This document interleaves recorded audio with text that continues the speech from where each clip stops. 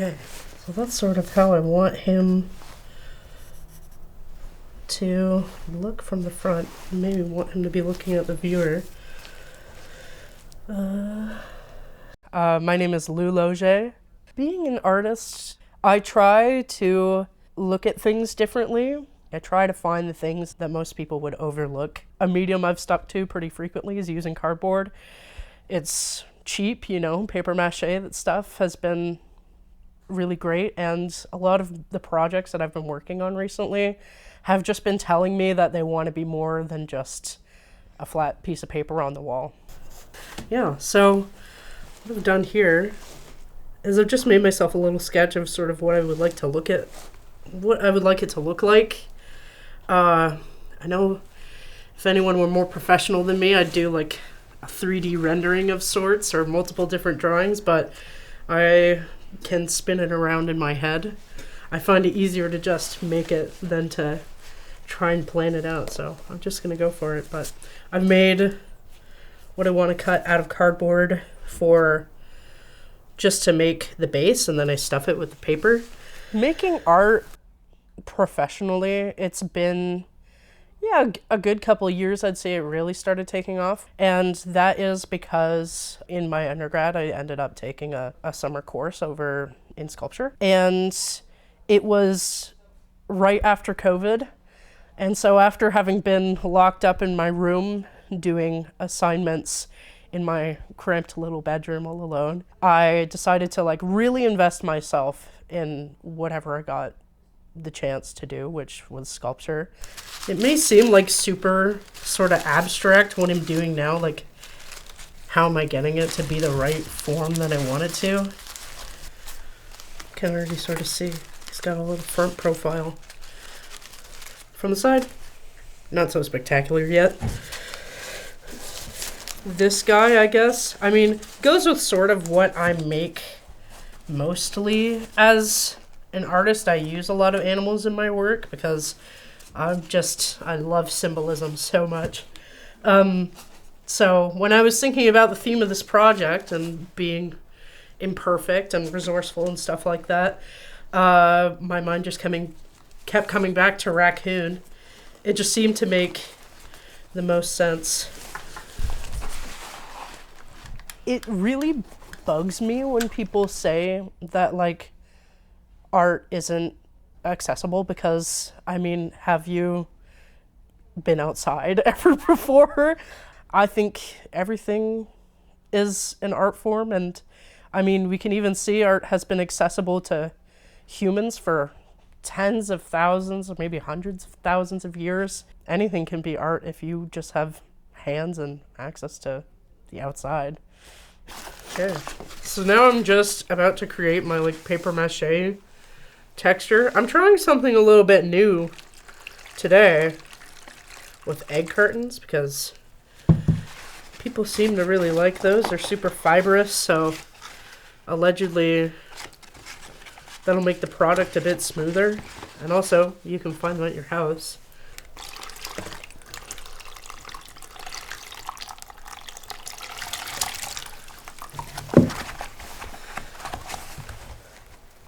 This is my first time trying to blend something like this. I hope it works.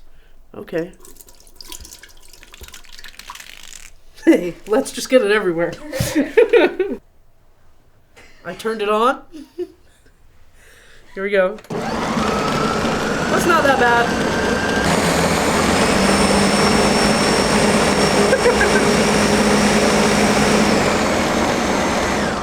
Okay, we're done. For people who use AI to make art, there are multiple different types of people who do it. For the people who think that they're just no good and that's why they use AI, I feel sorry for them. It's really difficult when someone is especially like stuck in a mindset that like they can't do it or it's not going to be good.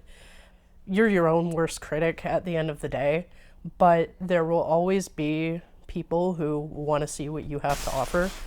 I can already tell I'm going to have a lot of fun doing this. Oh. Really just apply it like icing on a cake. And then this will create a shell that I can paint on.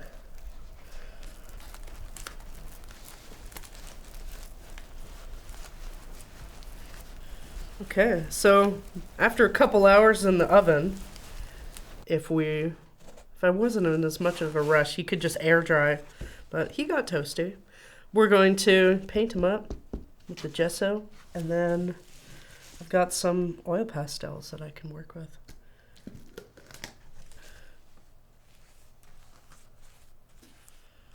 One phrase that I have been trying to live by with that for a while has been, it doesn't have to be good, it just has to be made. It just has to exist first.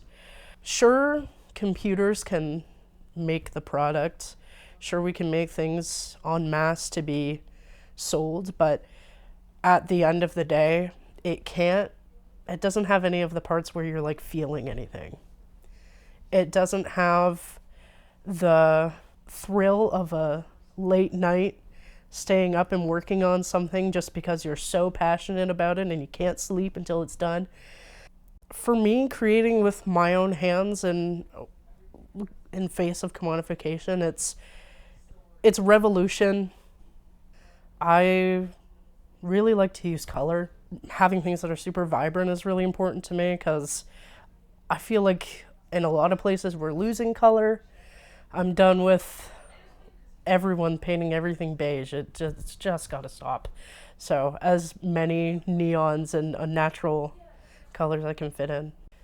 I think imperfections of things is what makes a product so charming. I mean, with some of my old sculptures, someone was like, I like that they don't look smooth, or you can see where the texture are. You can see where you've touched in and what areas have this amount of care, because art isn't necessarily about just a really polished look. It's about who made it and what's their background and how did they do it and why did they do it.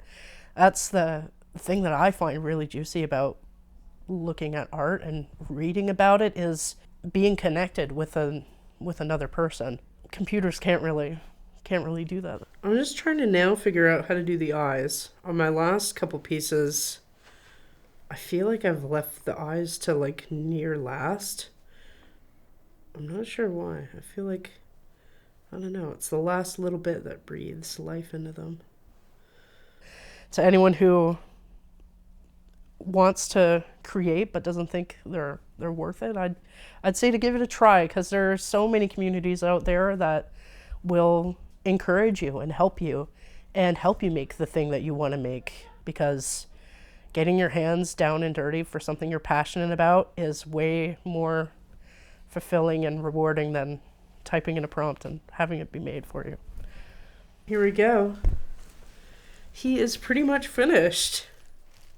The crew has affectionately named him Clobber, and it's growing on me, so I'm going to stick with that.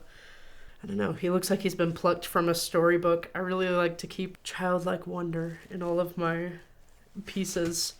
Yeah, he's done, and I don't know, I think he represents a sweet little creative spirit.